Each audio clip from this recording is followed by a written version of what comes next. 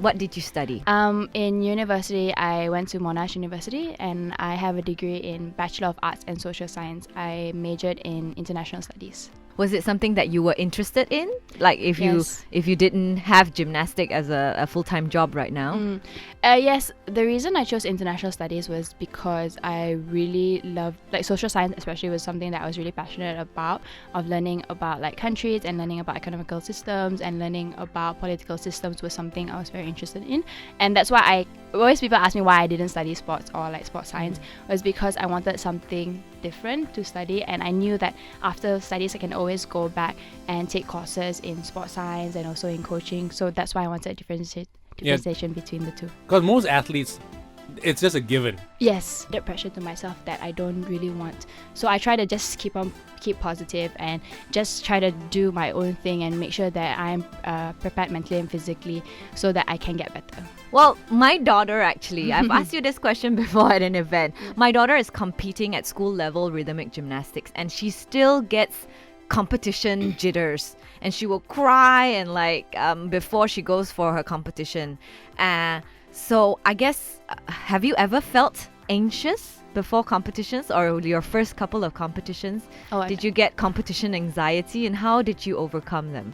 I do get nervous now. Even now before a competition, I get really nervous before Really? going on. You? Yes, because I think, like, for me, if I'm not nervous, that means I'm not passionate about it. True. Because you have to be nervous, you have to be excited about the thing that you're going to do, because then you know that you love the sport and you want to do well. That's why you are nervous.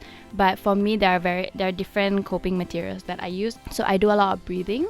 So especially breathing and I also do self-talk. I do a lot of self-talk for myself. So I sit down, or even if I'm not sitting down, I just think to myself, you know what, you've got this, you've trained for this, you are prepared physically and mentally for this. So it's just, and everyone is very different.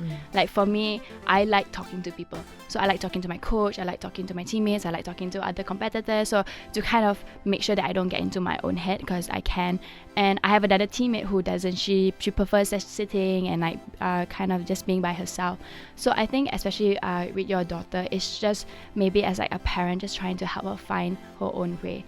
And if she needs to cry a little bit, then allow her to do it, or maybe just tell her, because I think with little kids it's more of like the pressure, or wanting to do so well that you're afraid that you're not going to do well, and kind of as a parent alleviating that a little bit. Say, no, it's okay, I just want you to do your best, and it's okay, it doesn't matter if you win or lose, like mommy still loves you. And I think that's very important, knowing that whatever happens, you have your parents' support. And I think was really important. So for me, my parents, what they did was, I actually don't remember them talking to me before a competition, because leave her alone, she'll be okay lah. Yeah, because their parents aren't allowed in the arena, because you have your coaches and everything. And then when you go for a competition overseas or in Malaysia itself, you're always with your teammates and your coaches. And my parents usually just say, good luck, we know that you're going to do your best, you just need to push yourself, or you just need to relax. She was always there to help me mitigate whatever I needed to. Like, it's just a process, get your mind together and everything. Would you get your kids to be athletes? Of course. I think being an athlete... Finish, no way out already. No, but I think once you're involved in sports yourself, like I swam for a while. I swam competitively for a while.